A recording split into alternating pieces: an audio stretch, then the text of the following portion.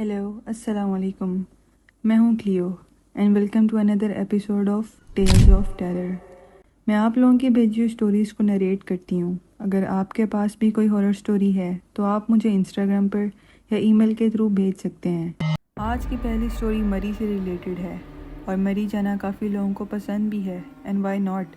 ऐसे hilly areas में कुछ अर्बन लीजेंड्स भी होते हैं जिनका हमें इल्म नहीं होता। इस स्टोरी की ऑथेंटिसिटी को मैं क्लेम नहीं करती, but this is one of an interesting story. Just assume आप ऐसे ही किसी हिली एरिया में हैं और आप कोई ऐसी अनयूजुअल सी एक्टिविटी को विटनेस करते हैं जो आज से पहले आपने कभी नहीं देखी, और फिर वो आप प्रोसेस नहीं कर पा रहे कि ये आपको रियलिटी में दिखाई दे रहा है या आपका वहम है। विदाउट फर्दर रिव्यू पढ़ते हैं हमारी आज की पहली स्टोरी की तरफ। मेरा नाम शारेज़ ख़ान है। मैं 16 साल का हूँ और मेरा ताल्लुक़ लाहौर से है।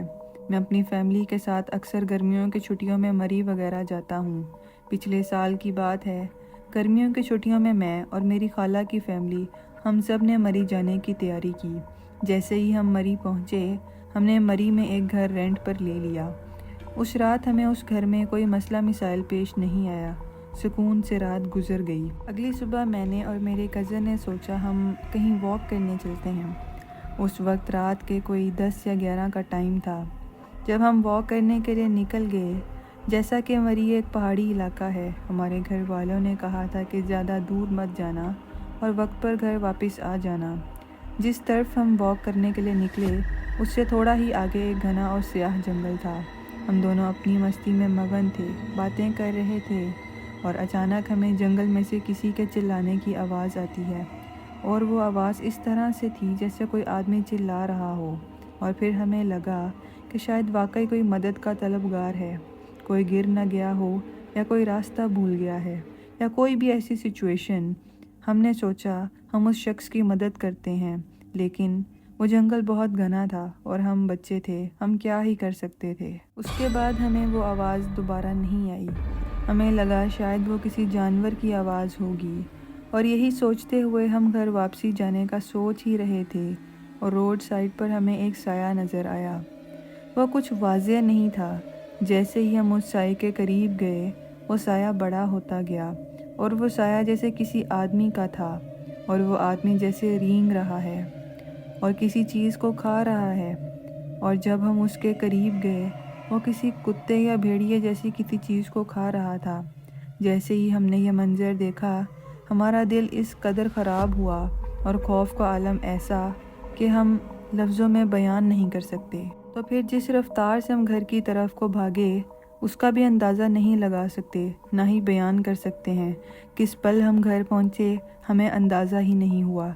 जैसे ही हम घर पहुँचे, हमने ये सारा माजरा अपने घर वालों को बताया कि हमारे साथ इस तरह से माजरा पेश आया है।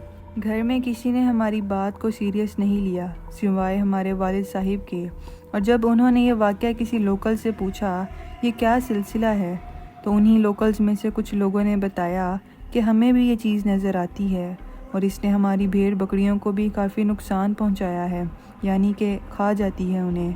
मुकामियों के मुताबिक ये कोई और मखलूक है जिसका ताल्लुक़ ना जानवरों से है और ना ही इंसानों से है, लेकिन उनके पास असलहा होता है तो वो मखलूक कभी डर कर भाग जाती है। ना जाने ये क्या सिलसिला था, वो क्या मखलूक थी, मगर ये वाक़या हमारे दिमाग से नहीं जाता और हमें ये भी नहीं पता कि वो हकीकत थी या हमारा वहम था, और अगर हकीकत थी तो वो जो भी मखलूक थी वो आखिर क्या थी।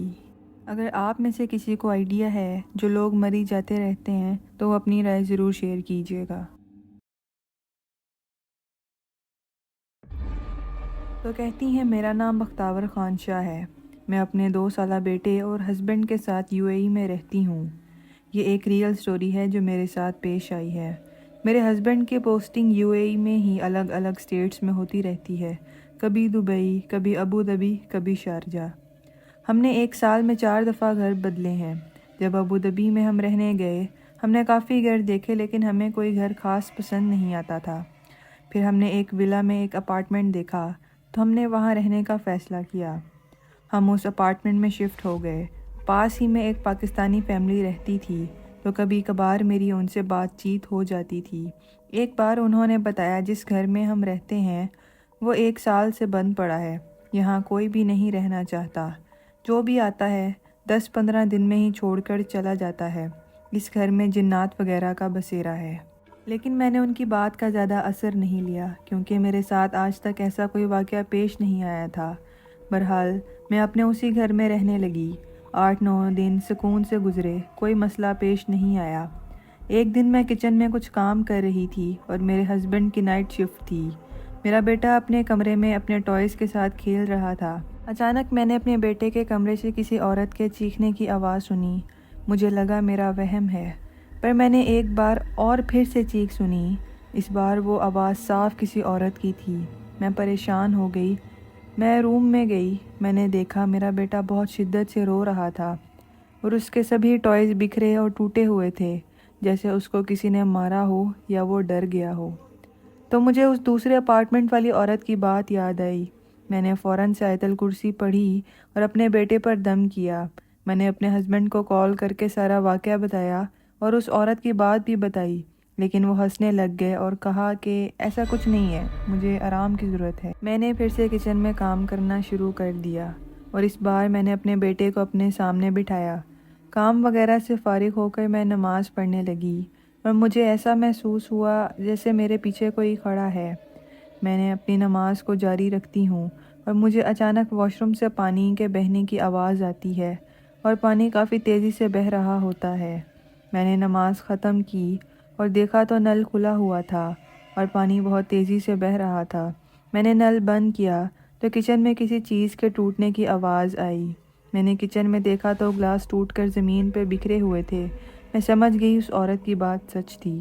میں اپنا کام ختم کر کے کچن کی لائٹس آف کر دیں اور اپنے بیٹے کو کورٹ میں سلایا اور خود اپنے بیڈ پر لیٹ گئی تو مجھے روم میں دروازے کے پاس کسی کے چلنے کی آواز سنائی دی۔ میں نے اٹھ کر دیکھا تو کوئی بھی نہیں تھا وہاں۔ میں پھر سے لیٹ گئی اور پھر سے مجھے کسی عورت کے چلنے کی آواز آئی۔ میں نے دیکھا ایک عورت دروازے کے پاس چل کر کھڑکی کے پاس جا کے کھڑی ہو گئی ہے اور مسلسل خاموش آنکھوں سے مجھے دیکھے جا رہی ہے۔ یہ منظر دیکھ کر میں بہت ڈر گئی اور میں آنکھیں بند کر کر مسلسل اللہ کا نام لیتی رہی۔ میں نے دیکھا تو وہ عورت غائب ہو گئی تھی۔ میں نے جیسے ہی آنکھیں بند کیں اور سونے کی کوشش کی، جیسے ہی میں نے آنکھیں بند کیں تو مجھے محسوس ہوا جیسے کوئی میرے پاؤں میں کچھ چبھا رہا ہے، بہت زور سے۔ میں نے فوراً سے اٹھ کر لائٹس آن کیں اور دیکھا تو میرے پاؤں سے خون بہہ رہا ہے۔ اس رات میں سو نہ سکی۔ میرے ساتھ بہت عجیب سے واقعات پیش آتے رہے۔ صبح جب میرے ہسبینڈ گھر واپس آئے، میں نے یہ سب معاملات ان کو بتائے اور اپنے پاؤں کے زخم بھی ان کو دکھائے۔ پھر ان کو میری بات پر یقین ہونے لگا۔ اس دن ان کے ایک دوست حافظ تھے، ان کو بلایا۔ انہوں نے گھر میں قرآن پاک پڑھنا شروع کیا اور گھر میں کسی کے چیخنے کی آواز مسلسل آتی رہی تھی جب وہ قرآن کی تلاوت کر رہے تھے، اور وہ چیخ اور بھی بہت تیز ہوتی جا رہی تھی۔ انہوں نے گھر کے تمام کونوں میں تلاوت کی اور پانی بھی چھڑکا۔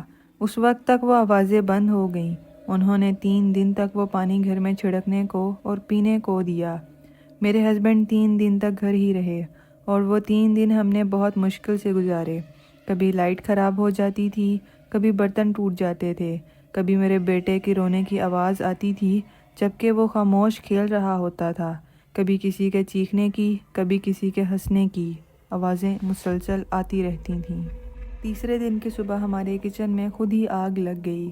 7 بجے کے قریب ہم فجر کی نماز پڑھ کر سوئے تھے اور جب ہم نے دیکھا تو حیرت کی بات تو یہ تھی، نہ گیس کا بٹن آن تھا، نہ کہیں سے کوئی اور ذریعہ تھا۔ اب وہ مخلوق ہمیں نماز میں بھی تنگ کرنے لگ گئی تھی۔ کبھی ہمارے آگے سے گزرتی، کبھی پیچھے کھڑی ہو جاتی اور میرے ہسبینڈ بہت خوف زدہ ہو گئے۔ میرے ہسبینڈ کے دوست کے کہنے کے مطابق میں نے تیسرے دن بھی پانی گھر میں چھڑکا۔ وہ پانی کے نشان دیوار پر خون کی طرح ہو کر جم گئے۔ شام کو وہ جب پھر سے آئے تو انہوں نے قرآن پاک پڑھنا شروع کیا اور پڑھائی ختم ہونے کے بعد انہوں نے بتایا اس گھر میں کسی بری عورت کا سایہ ہے جو کہ غیر مسلم ہے۔ وہ نہیں چاہتی اس گھر میں اس کے علاوہ کوئی اور رہے یا کوئی قرآن پڑھے۔ قرآن پاک کی تلاوت کی وجہ سے اور اس پانی کی وجہ سے کچھ ٹائم کے لیے سب کچھ ٹھیک رہا اور پھر سے وہی سب واقعات ہونا شروع ہو گئے تھے۔ میں نے اپنے ہسبینڈ سے گھر شفٹ کرنے کا کہا اور ہم بھی باقی سب فیملیز کی طرح کچھ ہی دنوں میں یہ گھر چھوڑ کر اور دوسرے گھر میں شفٹ ہو گئے۔ اس ویلے میں جو پاکستانی عورت رہتی تھی، میری اس سے کبھی کبھار بات ہو جاتی ہے۔ اس نے بتایا کہ 1 سال سے اس گھر میں تالا لگا ہوا ہے اور ہمارے بعد آج تک اس گھر میں کوئی رہنے نہیں آیا۔ جب بھی کوئی آتا ہے، دوسرے اپارٹمنٹس میں رہنے والی فیملیز ان کو وہ سب واقعات بتاتی ہیں تو کوئی بھی وہاں رہنے کی ہمت نہیں کرتا۔ سب سے زیادہ دکھ تو مجھے اس ہنر کا ہے جس نے اب پراپرٹی تو لے لی ہے مگر اس کو کوئی فائدہ نہیں ہوا۔ چلیں اب آپ جہاں بھی ہیں شفٹ کیا ہے، امید ہے آپ کو کوئی مسئلہ پیش نہیں آیا ہوگا۔